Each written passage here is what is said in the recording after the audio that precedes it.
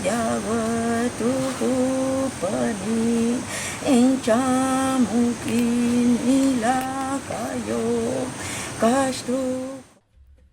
Welcome to the second session of the Mayan Pantheon.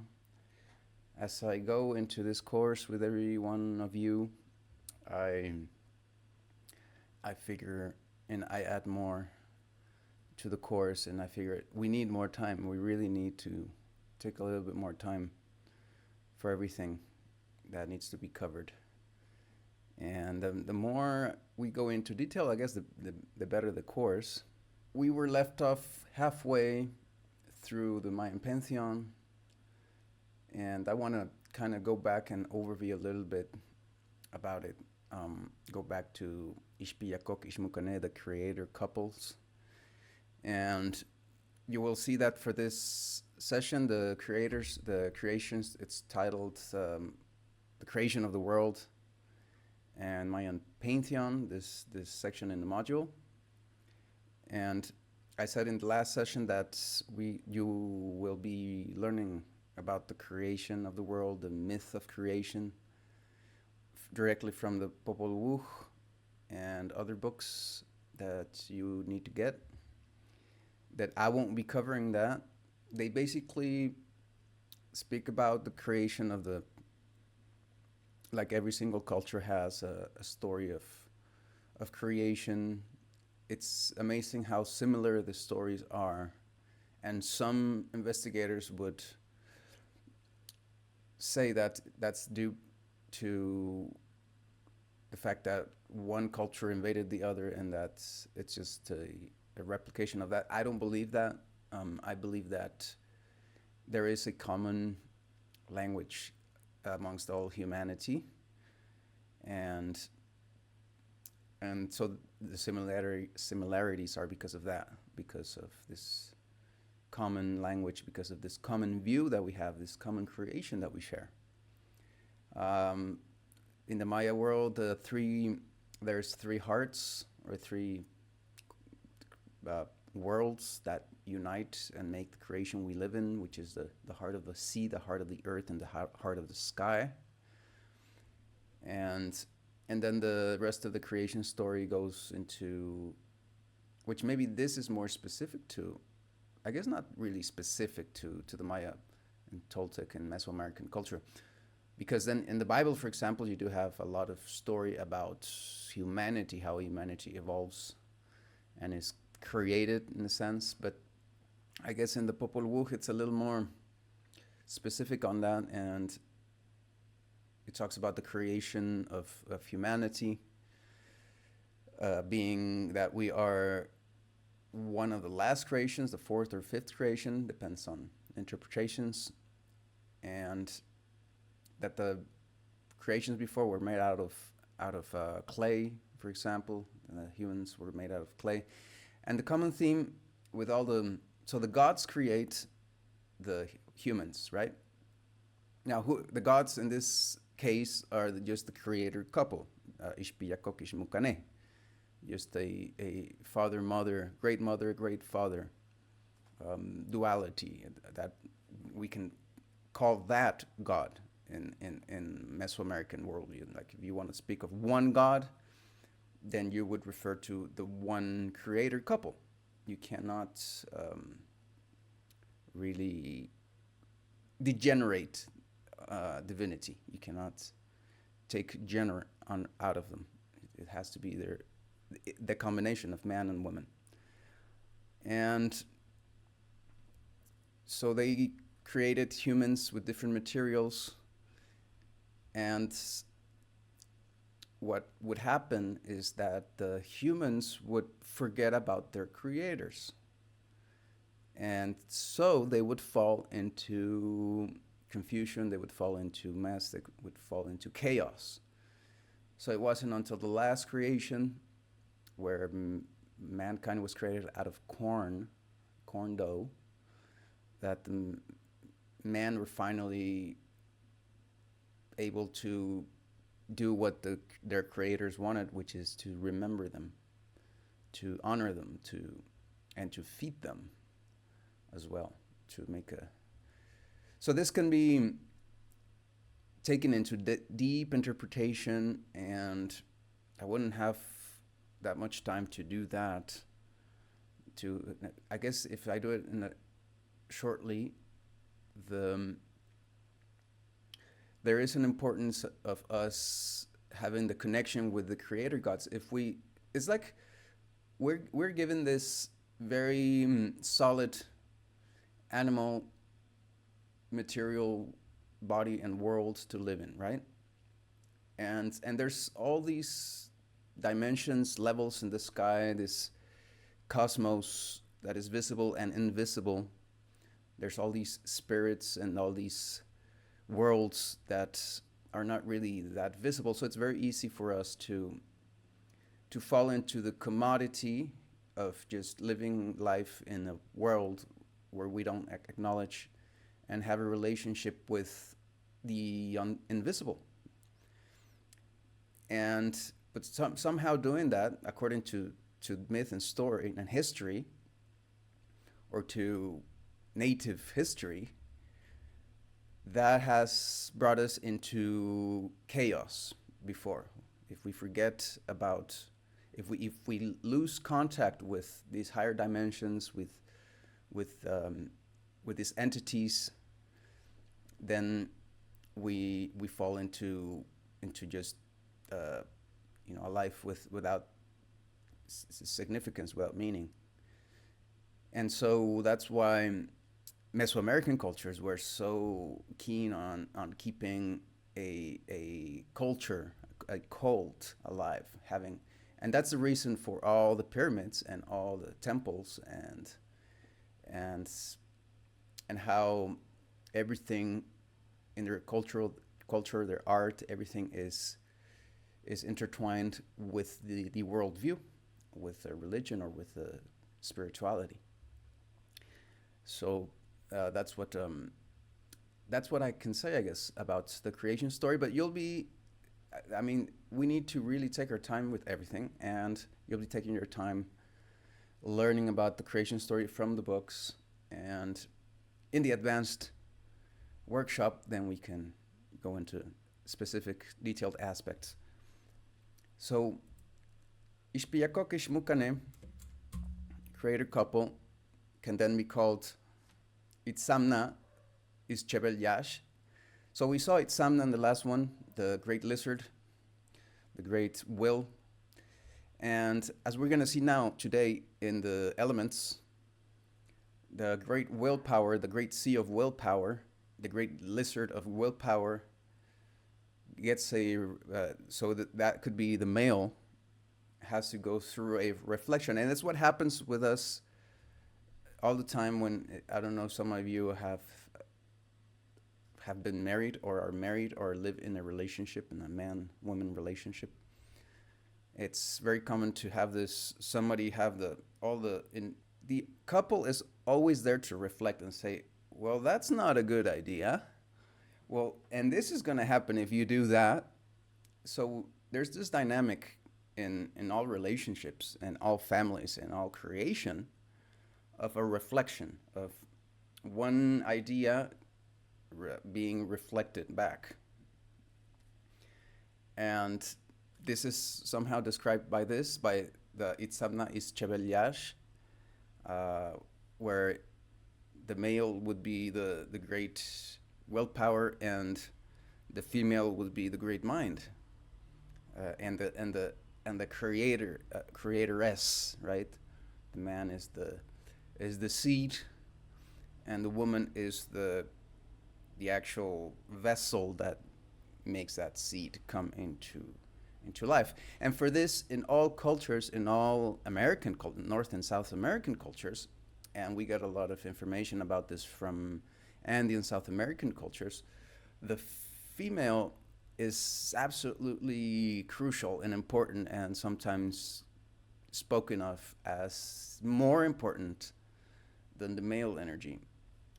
In the Andean worldview, for example, the woman, it is said that the man is unable to really create anything without a woman. So it's not just other humans or family or kids or community.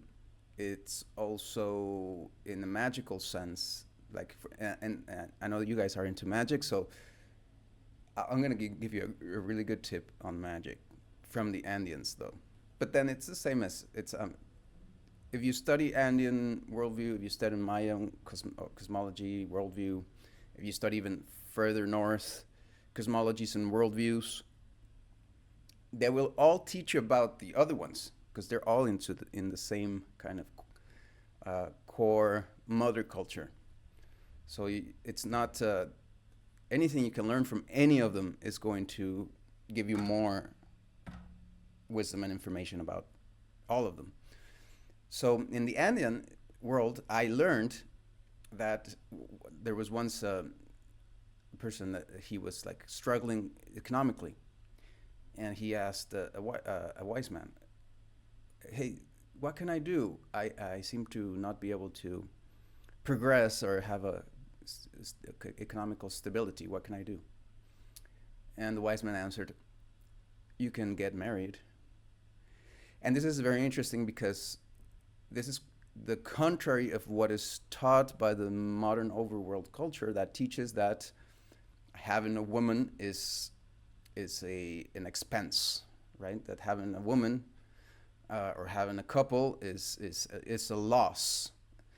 But in the Andean worldview, the having a couple, it creates the whole circuit of the man is the sky, so man is sky, and so it's all the truth and the higher aspirations and it's the sky level, and the woman is the earth, so the woman brings down to earth the man's aspirations, the man's ideas, the man's seeds in any sense. He brings them down and creates them. So without a woman, man is lost.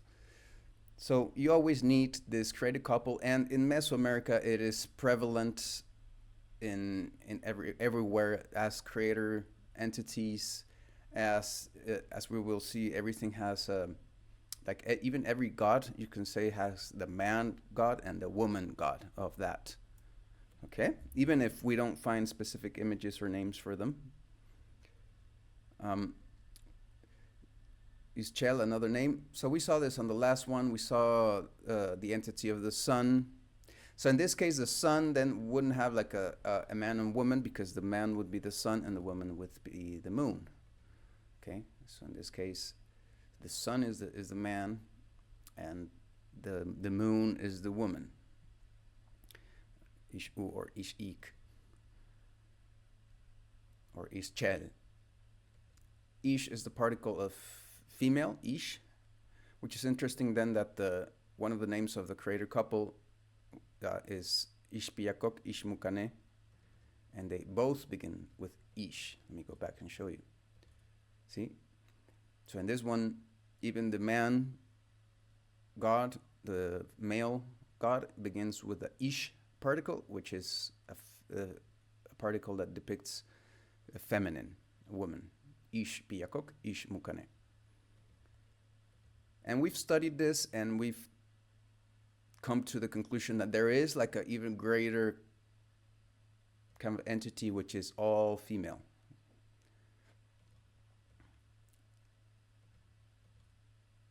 Okay, so going forward to all the different, so every single god has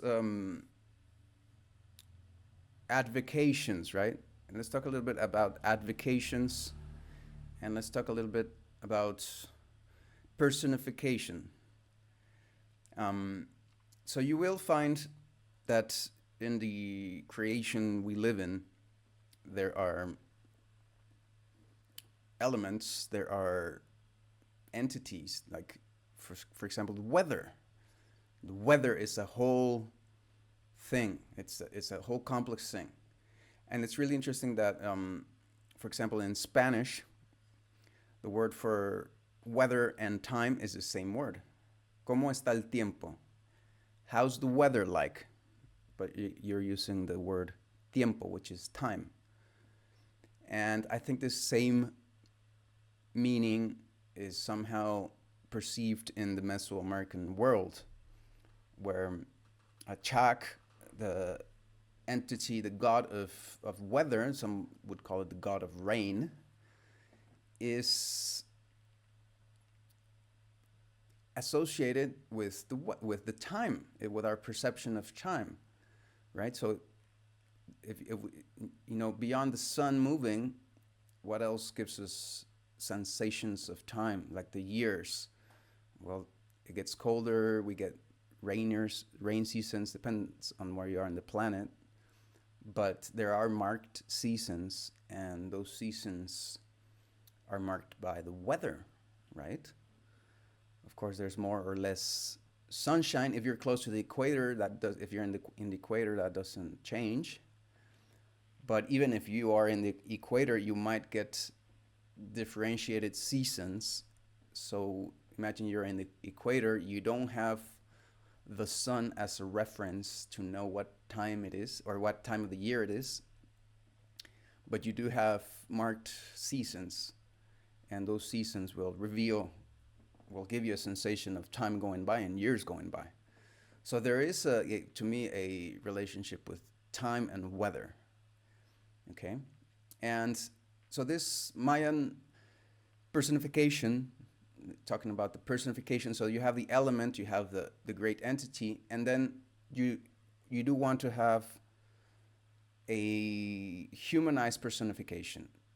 And one thing it's really important for me to state that in the native worldviews, the gods are not, or God or gods or divine energies are not so much of an external thing that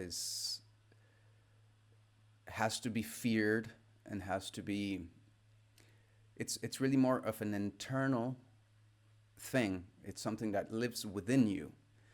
And that's why they get personified. And that's why we personify those entities. We are the ones that can speak for them. And that's something that you will observe in Mesoamerican culture, that there was a whole lot of priesthood, a whole lot of people that would become the representatives of specific entities. So each one of the gods had a kind of like a priest that represented him. And that's where you would get into discussion of demigods, and there's a word for that in Maya and in Nahuatl, Winik in Maya, or Tecostli. So for example, in Nahuatl, there's the Masewale is the human, is in the translation is the one that deserves creation, the one that enjoys creation and then deserves creation, but then is also the caretaker of creation, of the world. Same concept in the animal world with the word runa in Quechua or jaque in Aymara, the human being, right? So, but then beyond the human being, there is a tecostli or tecustli in Nahuatl, or in Quechua, a hiliri. Well, I only know in Aymara. You have the jaque, and then you have a hiliri, which is kind of the caretaker, the caregiver. In Nahuatl, it would be the Lord. That would be the translation. So you have humans that are in a state of being that is, they're not just regular humans, right? So regular humans then is not, so don't see this as lesser and better. It's not like that. It's there are humans that are going to be doing all the work, the growing of the food, and they are going to be the ones that are going to be gathering stones and putting the stones close to the temples, and this is all done in an organized manner.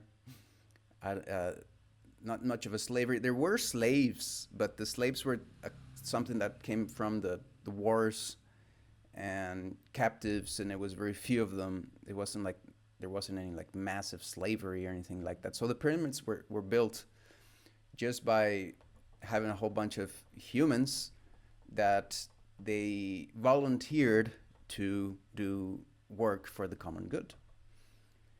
And through the years and through good organization, a good civilization, they were able to build very large civilizations.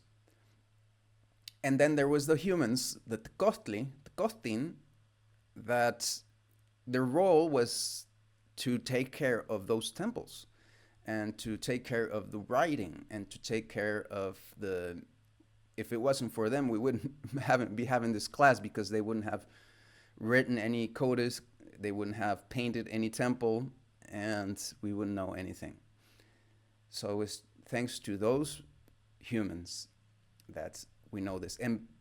But their roles were even beyond that. They were kind of the chain, the link between the world, the middle world, and the sky world and the underworld. Okay, so they're priests, you want to call them. Then, of course, the Catholic and religious priests, I would say they thought they did that. They thought they were the link between God and man, but they were serving another God, really. That's what it really comes down to. They were serving something else. So in the Mesoamerican world, instead of somebody serving, there wasn't really anybody that would serve like a male only God. That didn't exist. There wasn't even somebody that would serve the creator couple. No, that was kind of too high up or too back into the creation. So you would have people that would serve priests that would they would even dress like and look like one of these gods, like Chak, for example. This was maybe the most important one of those, the god of rain. Why is that? So you have these. So let's say that even in a context that is not a very developed city or civilization, let's say we're just in a little community somewhere, but you're still gonna have a person that somehow is getting in touch with their divinity, and with that divinity, they're gonna be able to. It's like almost like when they come, or they go somewhere else. Let's say there's a drought somewhere else, and they go there, and as soon as they show up, it rains. So there's these priests of rain, and this exists till today. You have shamans, if you want to call it, that make it rain. You have people that have that power to make it rain and to call for the rain, and that where they go, it rains. Where the rain is needed, they appear. And so that's kind of how it works. This personification of the gods, this relationship that we as humans, and as I was saying, they comes from within us to take that blessing in this case, but it's a very tangible blessing to be able to make it rain or not make it rain, or to have this relationship. So remember, everything's about relationships. So you can have a relationship, you can be respected by Chak. Okay, so some more symbols for Chak. We saw that the long nose represents the tapir. This long nose represents the tapir, and this animal related to the elephant is when I talk. I'll tell you a little story. When I I was in the Amazon, I I told the natives there that because they eat a lot of tapir, and it's really good. It's like really good meat. But I was like shocked. I tried it once, just out of I even if it's a something that I don't think is the best thing to do, I will try it because how do you know it's not the best thing to do if you don't try it? So you have to try it. So I tried the meat and discovered it's probably the best meat there is in the world. But then I was kind of thinking, oh, but that's not nice that they're killing the tapirs.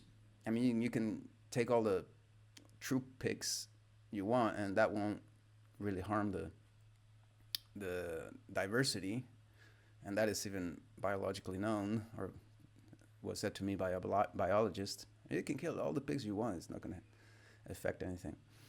But killing the tapirs, yeah, maybe that they're not as abundant.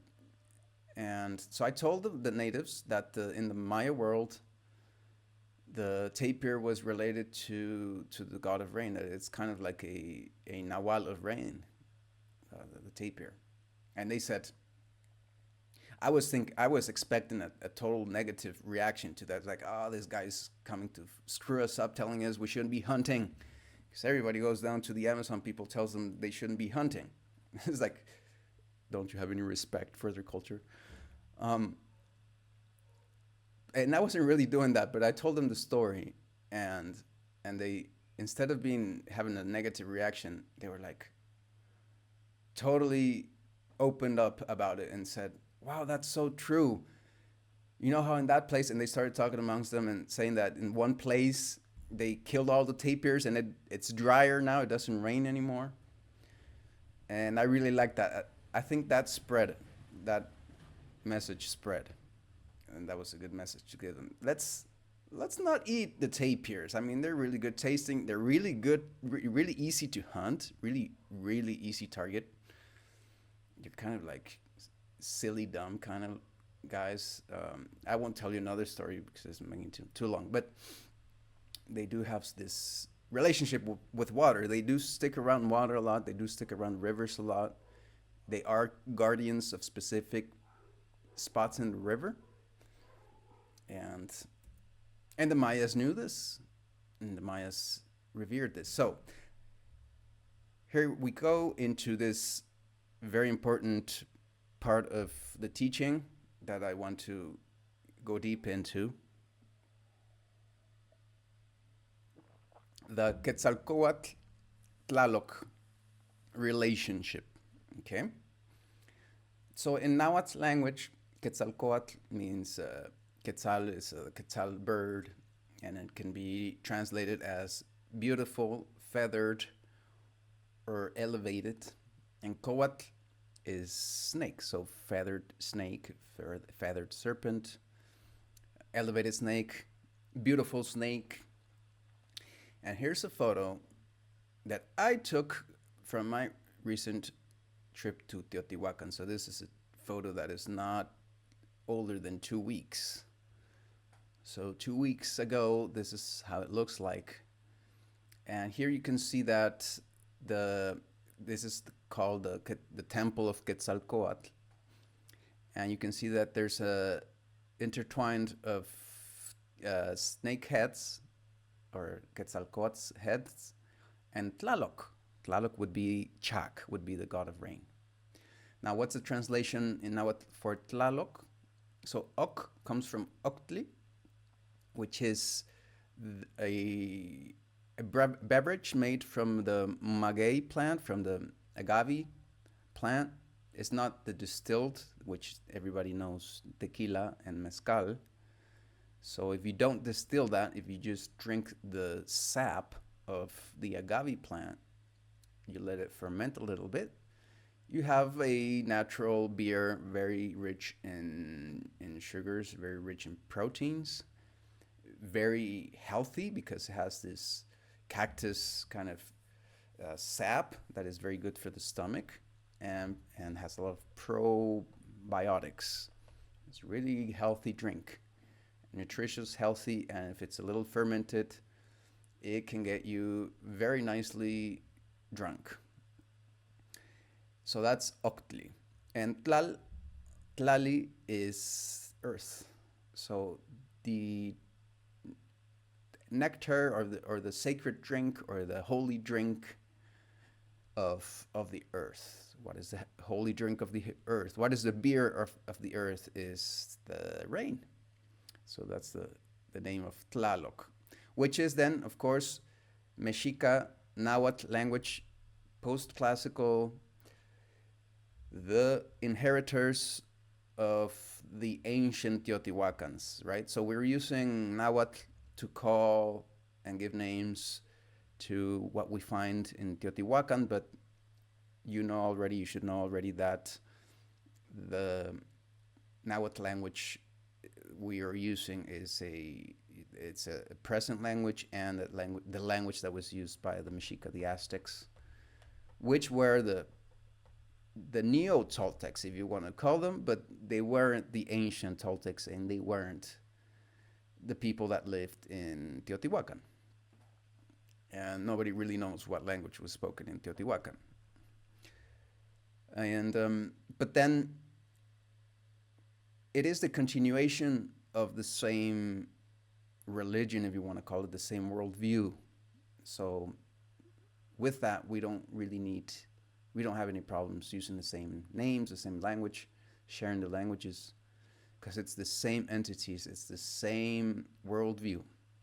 So why is Tlaloc or Chak intertwined with these snakeheads, which some investigators have said it's a jaguar snake?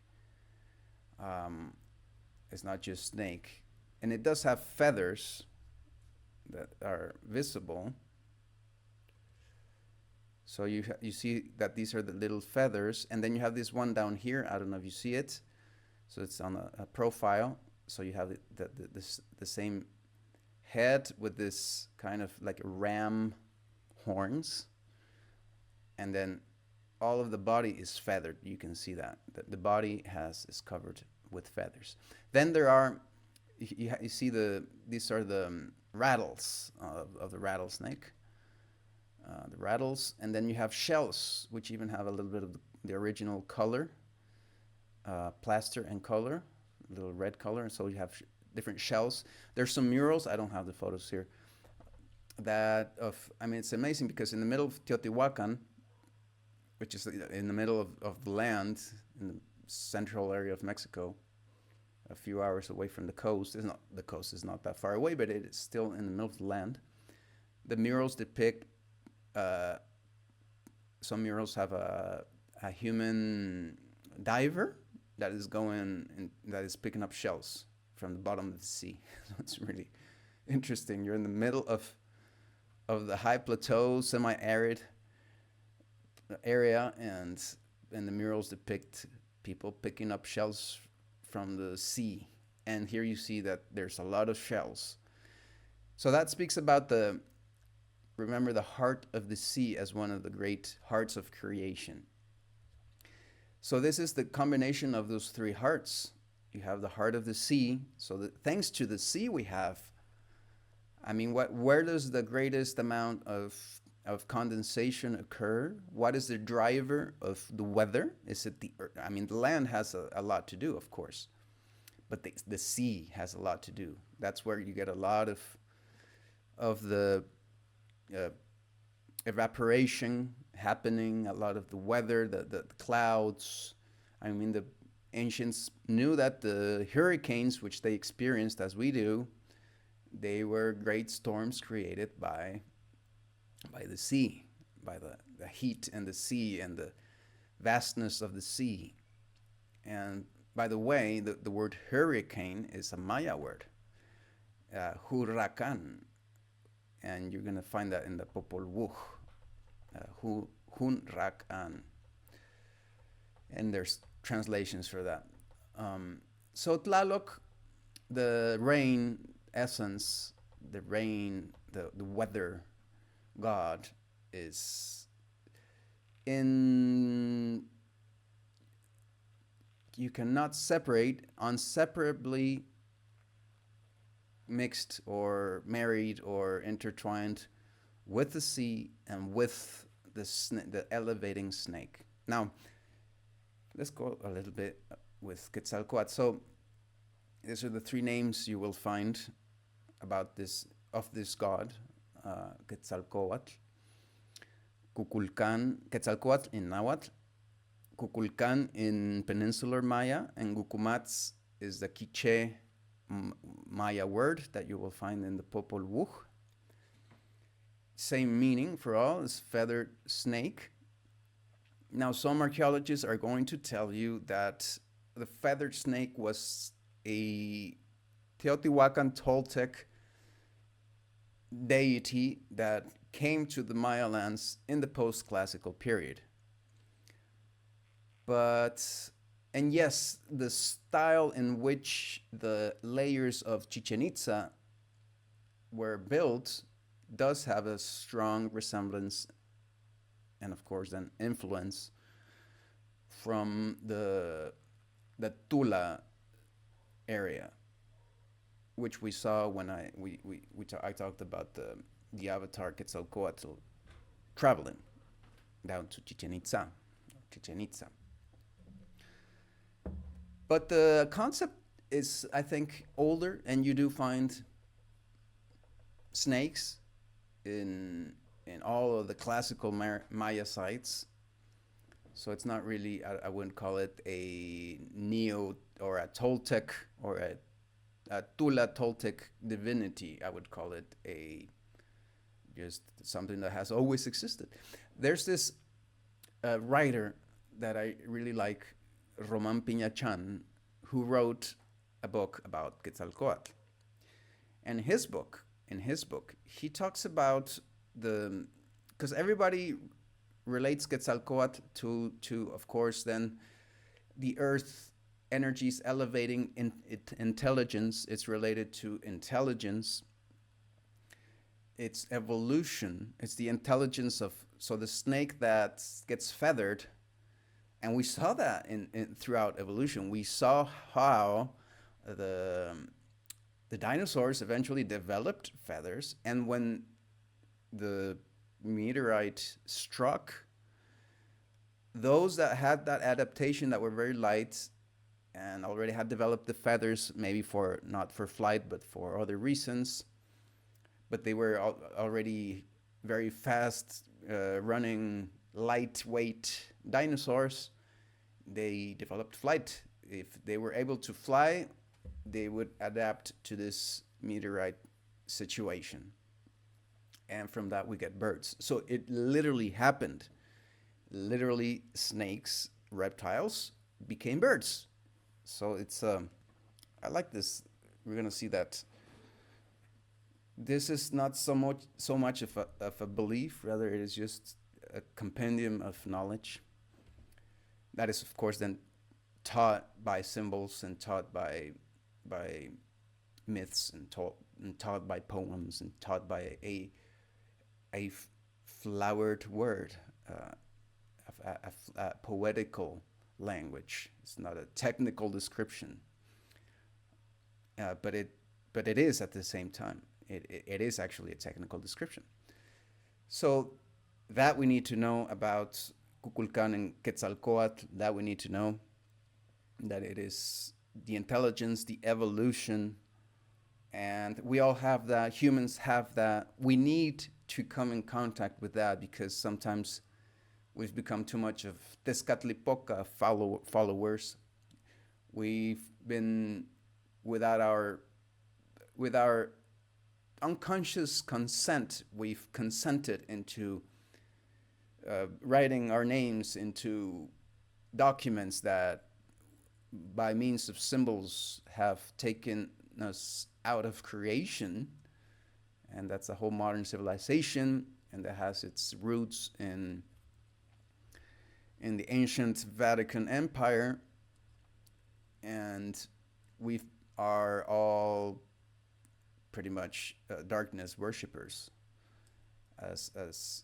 as far as we don't change that. So I know you guys are changing it, and that's why you're here. And I know that this information is going to be helpful in changing that and bringing you back into contact with the creation forces. So there was always, as I told in another module, a conflict with amongst Quetzalcoatl and Tezcatlipoca. Quetzalcoatl always represented the light, the desire to make things good, to grow, to have a constructive mindset, to not fall into the different traps. The traps. We're not going to go into that now, but there are traps, the sins, if you want to call them. Different. I like the word traps better. So there are traps, and Quetzalcoatl is the force that drives us to not fall into those traps. It's the intelligence, is that love-driven energy and force that drives us to actually be good, and it's at the core of what is taught by Christianity. It is the actual Christian spirit, if you want to call it. But then, of course, the actual institution that co-opted that spirit and that message, then they went into identifying this, and of course they edited the Bible and a whole long story we're not going to go into.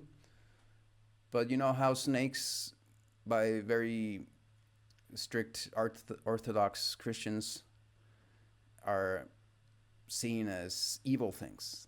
So we shouldn't do that. We should really understand, and I guess the fear of snakes also comes from that.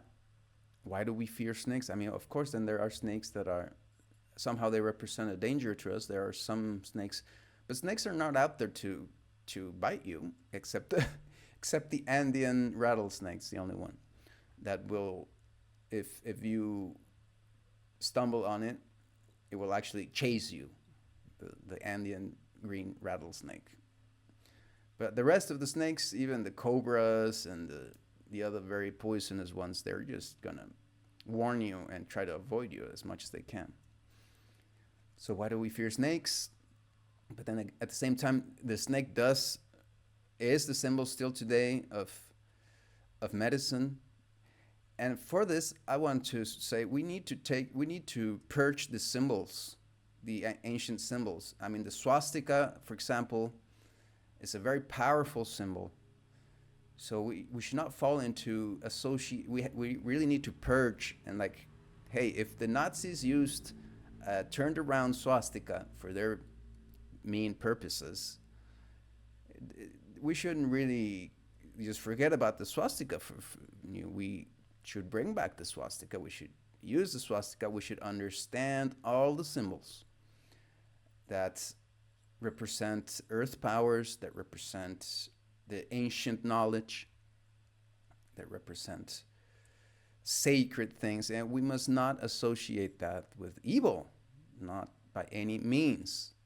Okay? Quite the contrary.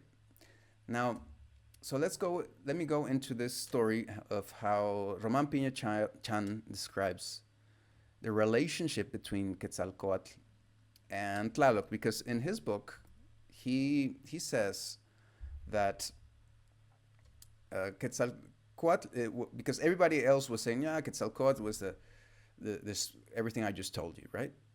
But he says, well, yeah, but not really. He says the Quetzalcoatl is the snakes of condensation.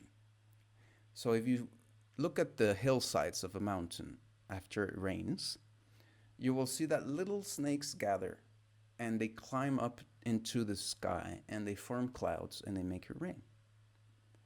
I'm like, well, I never seen that until I saw it with my own eyes.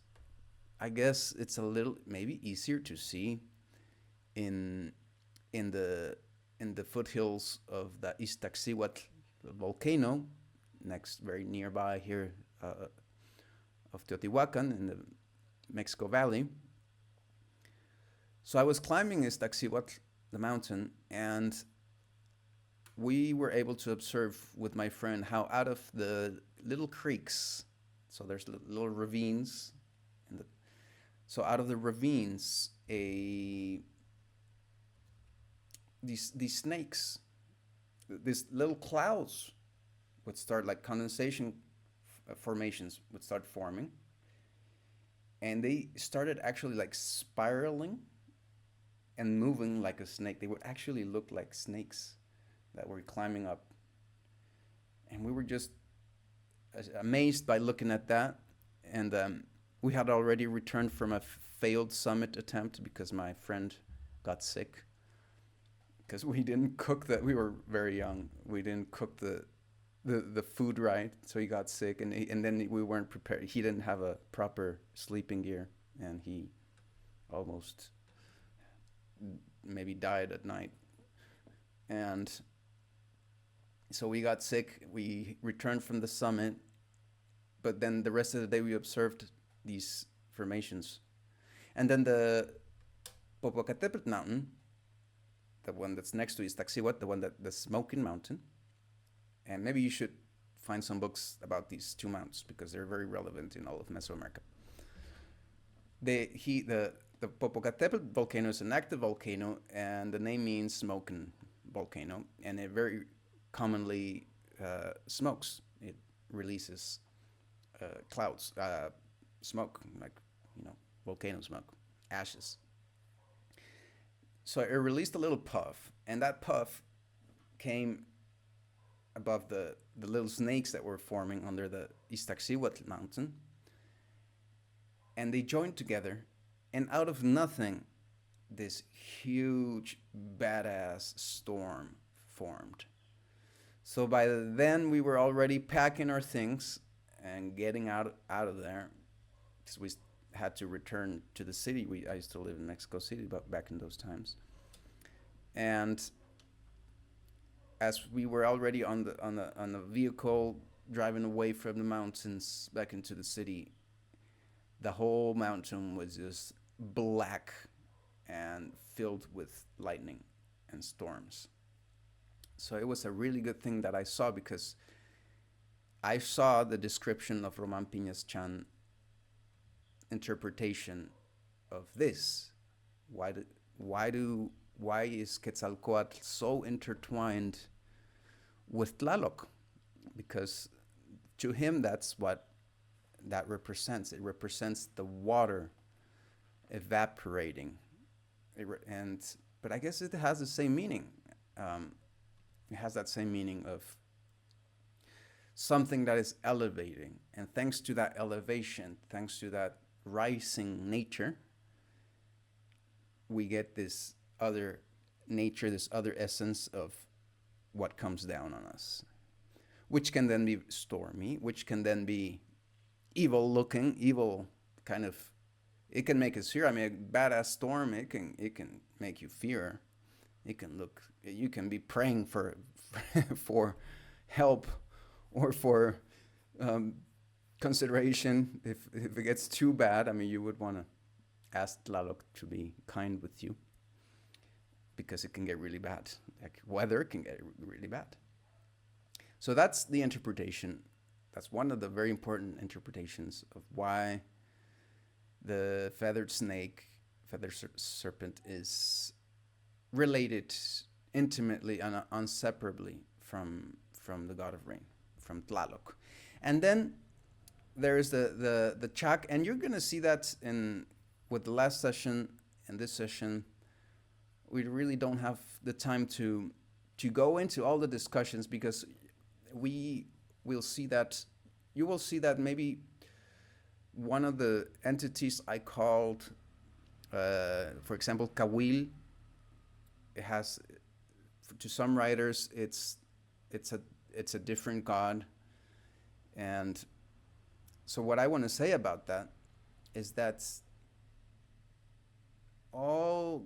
it's like almost like if there is kind of the creator couple, and then from that the three hearts of the world that is created, and from the three hearts we get personifications or a single personification, and that those personifications, they get different dresses. They dress differently. They get different. They become different entities, but they are the same entity at the same time. Okay. I haven't found a lot of all the gods fight, the gods are against each other kind of narrations, which might happen with other cultures. Here it's different. Here it's more like all the different gods are just different personifications of the same god. So that's a neat thing to keep in mind. So let's continue. We're almost done with this section. So this is another example of that. And you can see here, this is Mexica, Aztec if you want, codices of the same, of Quetzalcoatl and of Ehecatl. Now, Ehecatl is the god of wind. And for this, scholars will say, it's a different god. And it's not a Maya god. Is your course Maya or is your course Mexica? Why are you teaching a Mexica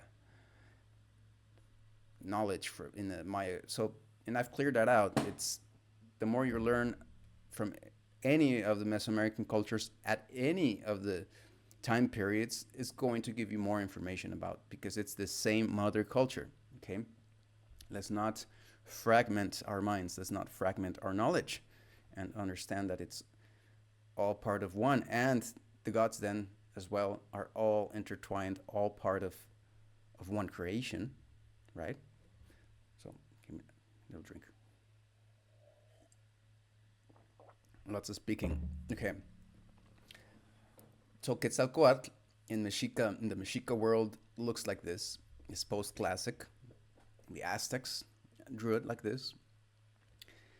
And he had a very close relationship, according to the Aztec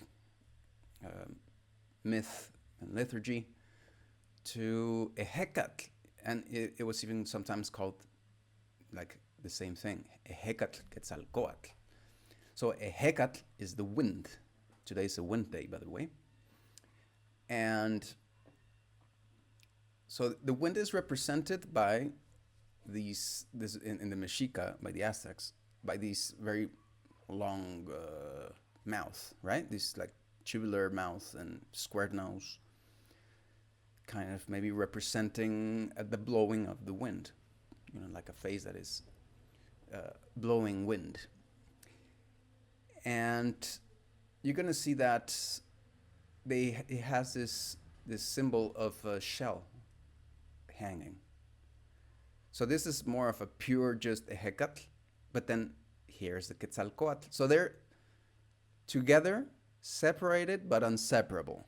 Okay, so Quetzalcoatl, the feather snake, the snake, is always accompanied, is always gonna be backed by Ehecatl. And sometimes that divinity is called the same thing. Ehecatl, Quetzalcoatl is one thing. So in these other examples, it's that one thing. So for example, here, and you see a snake here. So this is an Ehecatl Quetzalcoatl. So it is Quetzalcoatl, and it has and it would be a priest, it would be a person that's personifying it, and he would be wearing all these dressing, and in this dressing, this mask, this Ehecatl mask. So why is that? Okay, other elements that will help us identify Ehecatl are the beard. Beard is in the Mesoamerican culture related to old age. You know that we don't have a lot of beards, and I like the fact that I'm not a very bearded person. That's a very native thing. Here, like Europeans were a lot more bearded, easily bearded, hairy. So I'm not very hairy at all. And most natives here are not very hairy, but some do grow a beard eventually, but till they get old. So it's a symbol of like real old age. If you're using a beard, if you have a beard, is because you are an elder. Okay, so a Hecate always has a beard, and then we talked about the nose, the mouth, and then the so it's more really of Quetzalcoatl having this necklace which is called Ejecailacoscatl, the necklace of the wind, and it's a slice of a shell. If you grab a seashell, one of those snail shells that are round, that if you cut at the that is used also a lot in our rituality to blow on it, and use, it sounds like a trumpet. If you make a slice out of that, if you slice that big shell, you'll get this shape, and you can make necklaces of that, and that's one of the symbols. That's the symbol of Quetzalcoatl. If I wear that, if I grab and grab one of those slices and put it in a collar, I'm going to be Quetzalcoatl. I would say that will represent I'm a Quetzalcoatl. Okay. Now here you can see a lot of things. Maybe I won't go through every single one of them. Normally there's a bird associated with the divinity. In this other one, there's a hummingbird. He's feeding from a flower that comes out of his head. This specific hat made from jaguar skin in a cone is described in some books as being the so here the crowns or the penachos, the feathered hats that's they had very specific meanings. So when you see the dancers, the Mexica, the Aztec dancers, and they wear these like huge feathers, it takes another meaning. And one of the things I think is that they don't deserve those feathers. That you really would need to have a lot more respect to what you wear and really deserve what you wear. Which is how it used to be but also I understand. So it's a different context. It's not the same civilization. So in the modern context, if you wear feathers, you're a dancer. So it's okay to wear feathers. So that would be my other opinion. I guess you can wear feathers. Just try to gain your feathers to deserve them. But then. So that these crowns, these feather hats, they had a specific meaning. They would relate you to a specific god, depending on which god you're representing. You have to. So even as dancers, we try to see who is our Nahual, who is our god. And according to our signs, we have a god, and then we try to eventually dress as him or try to represent him. That's what we should aspire for. And so this is, again, Quetzalcoatl, Hecate Quetzalcoatl. It has a sun symbol here. So this is the sun. This is a spines and a little bag. Oh, remember the bag? That little baggie that's found in all the cultures. Every single culture has a sacred bag. See here, the sacred bag. So what, you might ask, what does the Mesoamericans know about this sacred bag? That there has been, like, I don't know if it's History Channel or some of those channels, shows made about that, about how different cultures have, that bag shows in every single one of the most ancient cultures.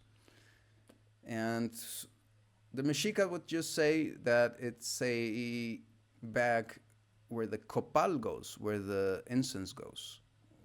That's where you carry your incense, and you have ready a little bit of incense always, and are ready to throw it into hot coals so that you might elevate a prayer. That's the purpose of this little bag, is carrying medicine. And I guess the preferred medicine in this case for Quetzalcoatl would be incense. So,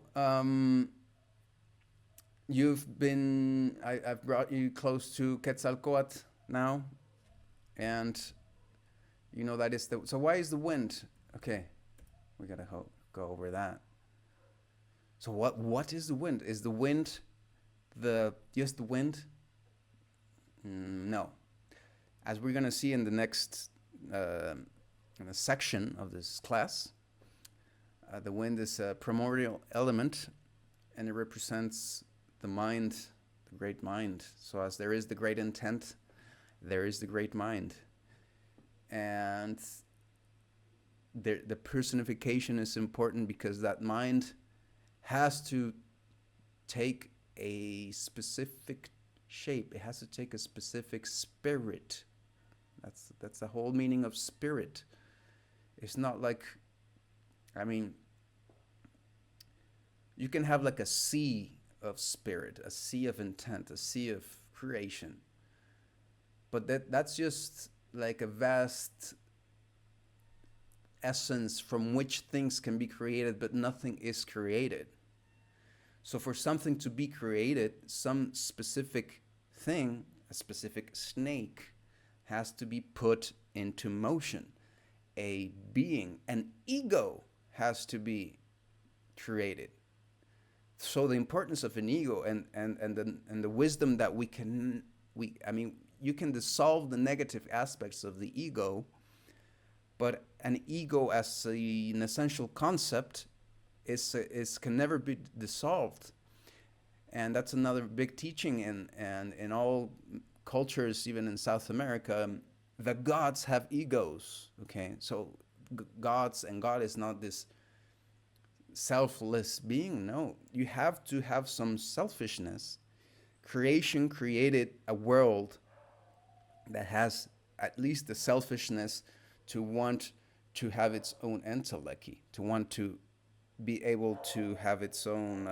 There's a lot of neat, new, technical, scientific words for this because it's in the biology. Every single living being has all the knowledge to go through its development. Right? A seed contains the tree. A sperm and an ovum contains the whole human being. So there is this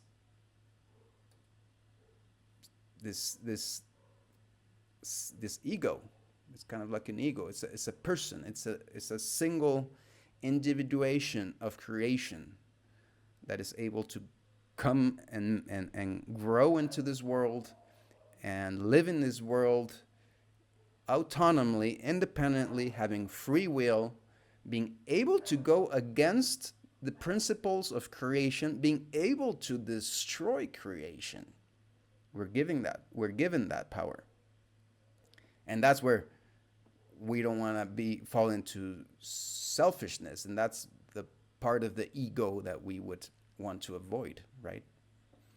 But then let's understand that there is always going to be a single individuation, a single point of attention, and every single being is going to have a compilation of, it's going to have its own intelligence.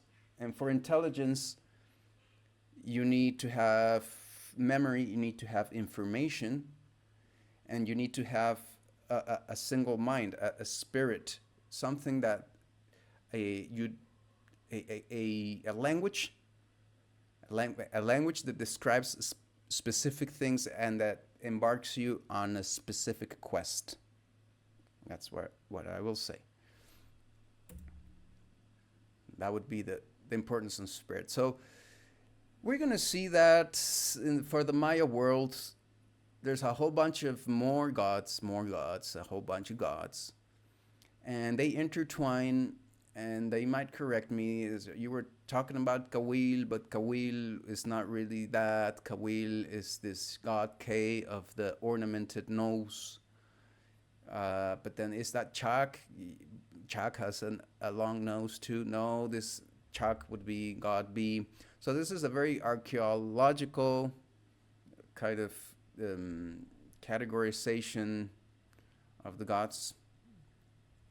And I show it here briefly for you to tell you that there is a lot of personifications. Uh, and then there's things that I know that are not found in the. Some things are supported by by the books of the archaeologists. Some things are not in the books of the archaeologists, and kind of change the story a little bit. This guy, for example, is I would see. I know this guy is Shamanek, the god from the north, and represents the North Star. The young god, Divinidad Joven, represents. We would agree on that. Yom Kash, the god of corn. And then we would agree a lot on always the Mayas and every single culture having a personification for death. Let's go into that.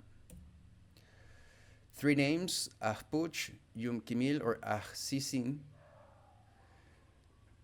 the Lord of Death. In Nahuatl, there would be a couple. It would be Mictlan Tecostli, Mictecatzihuatl, the Lord and the Lordess, or the woman Lord of death. 3 different ways it can show. How can you tell? Well, it always has the jaws of a skeleton. It always looks skeleton-y. It's really easy to tell what is his role. Well, he is the guardian of the underworld. There is an underworld, the Xibalba, and I'm going to have to leave a lot more stuff for the advanced workshop, because we can go into studying the Mexica 9 underworlds, and we would need to study the different paradises that are spoken of by the Mexica world. We really would need to go into like a Mexica, an Aztec kind of course, but that would so much complement this one, right? Because this is still Maya Toltec. Toltec is the same as Maya. So the more you can learn, like I said, from cultures that have the same mother culture, the better. But basically, there's an entity that guards the underworld and that takes care of the dead. Okay, and then this entity, of course, well, it's not really the prettiest and like nicest kind of energy. In the Popol Vuh, it is described as the heroes Hunahpu and Ishbalam have to go into the underworld, and I don't remember exactly, but they do some specific thing, like some heroistic. So that, like the Lord of the Death was kind of reluctant to giving them the bones of humanity, because these 2 heroes wanted to bring the bones of humanity back into the upper world, into the middle world where we live, the surface of the earth, and create a new humanity, because the old humanity had been destroyed by the gods, because they forgot about the creators. So, but then the lords of the dead weren't that nice. You know, it's not like they're loving people. They have I do feel a different kind of energy coming from them, but that doesn't mean that it's. I mean, is it evil? What's evil? What's wrong? Should we avoid these types of relationship? Not at all. That's what I learned in my recent trip to Teotihuacan, where I slept 2 nights. I had never slept in the immediations of the ceremonial center of the pyramids. And we had really powerful dreams there, but dreams that connected us to this guy, and that it faced us with our own death. And there's a lot of work that needs to be done of connecting modern people in order to to reclaim your ancestry and your spirit, and to reclaim more of your soul, you need to really face this guy and be able to talk to him, and be able to not be afraid of him, and be able to convince him to give you access to that world of the dead. And there's a lot of Toltequity work associated with this, the facing of your death.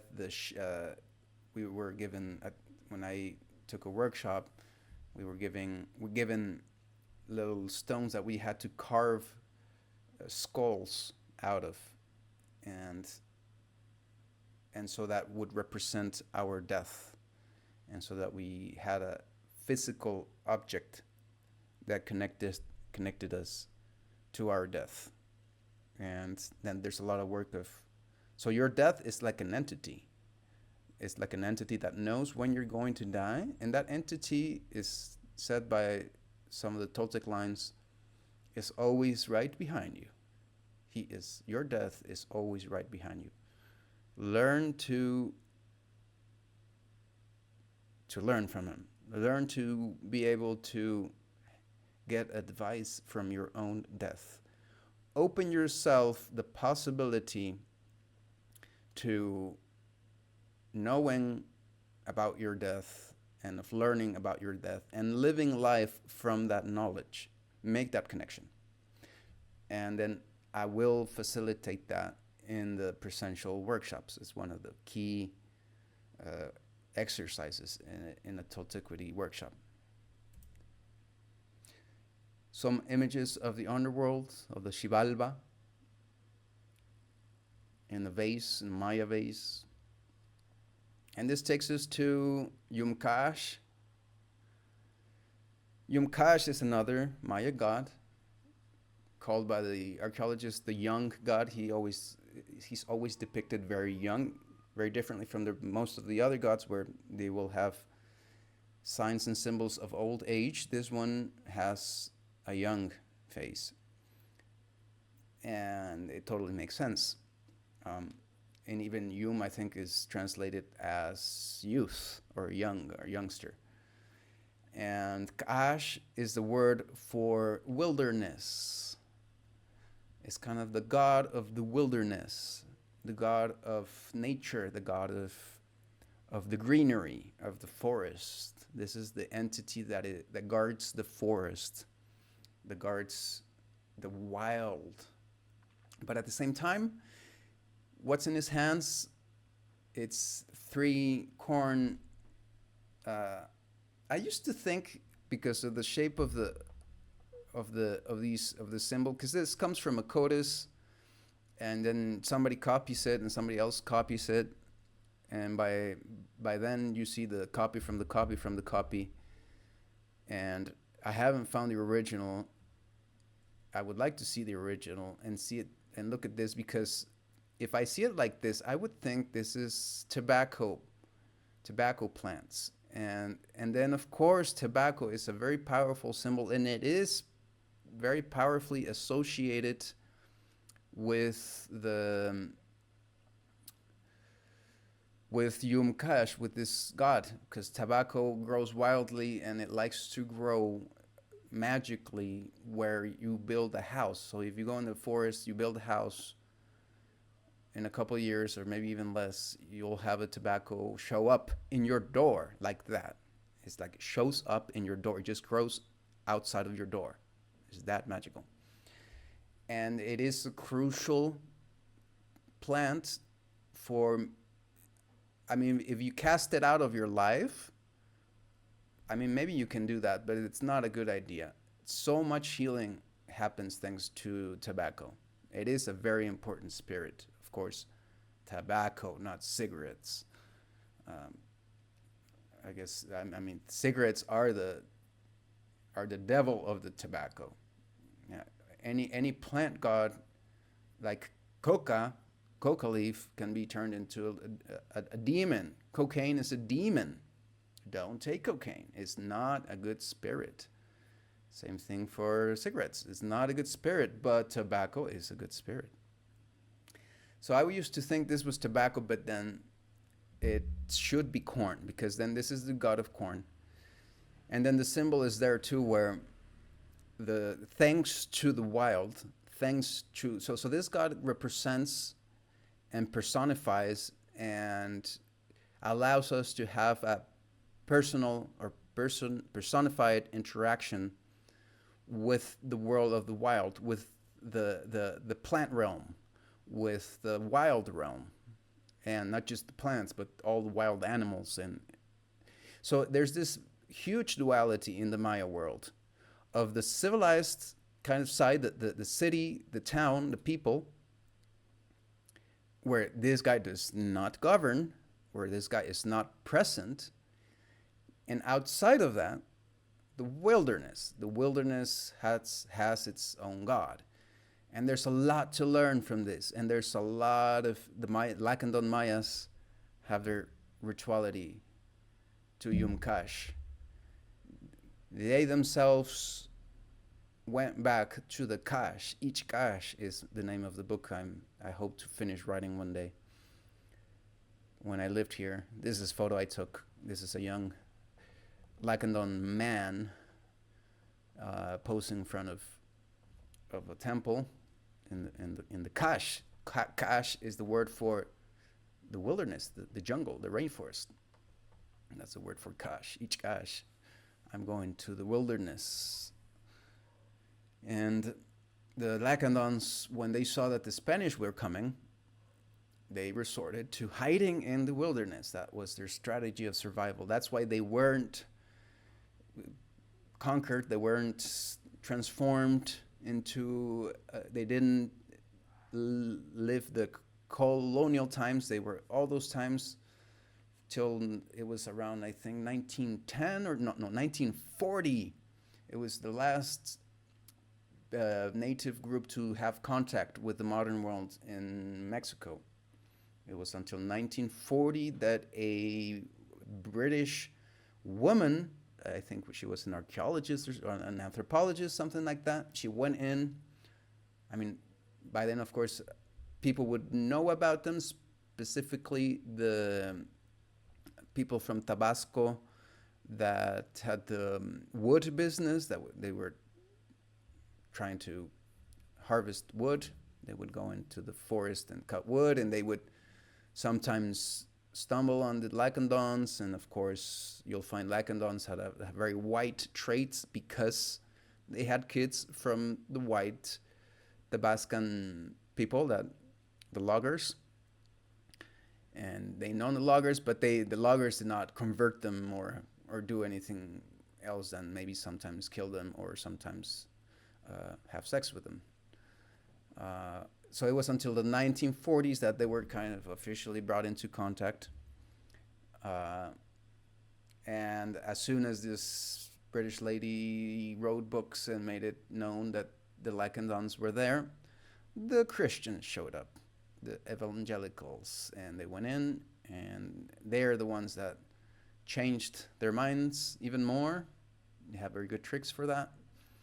And they finally came together because of electricity, because they wanted to have electricity, and they were offered that they would gather in a single village, then they would be able to have electricity.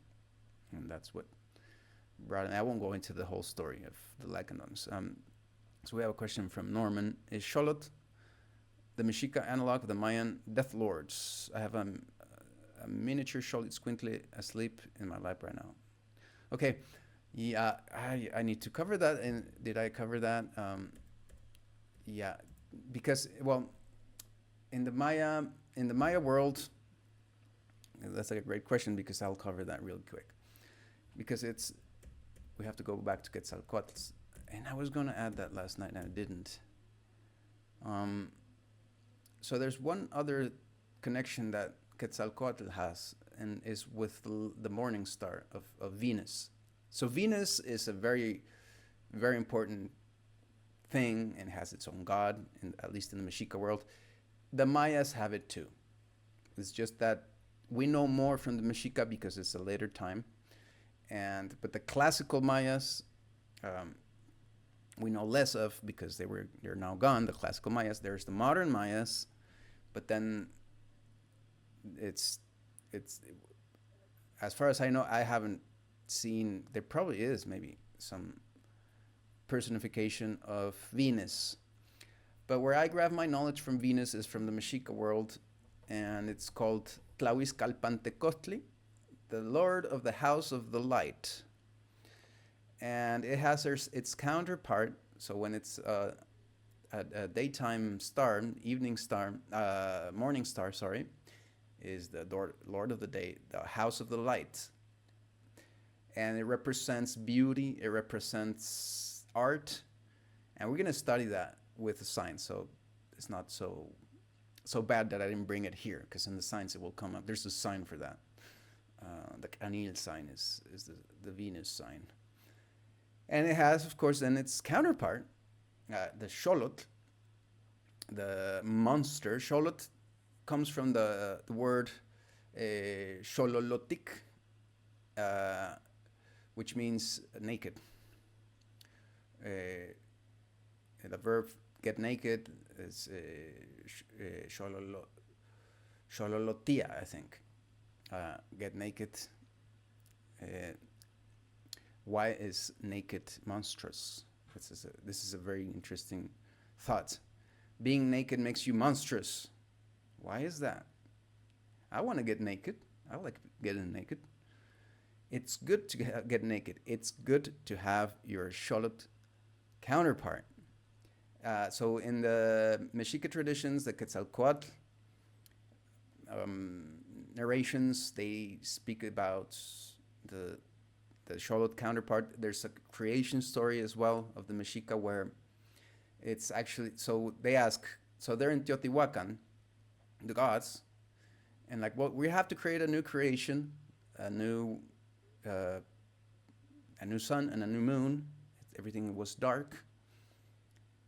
Who wants to volunteer to be the sun? Whoever wants to be the sun needs to volunteer and go into the fire and sacrifice himself, throw himself into the fire, and he will become the sun.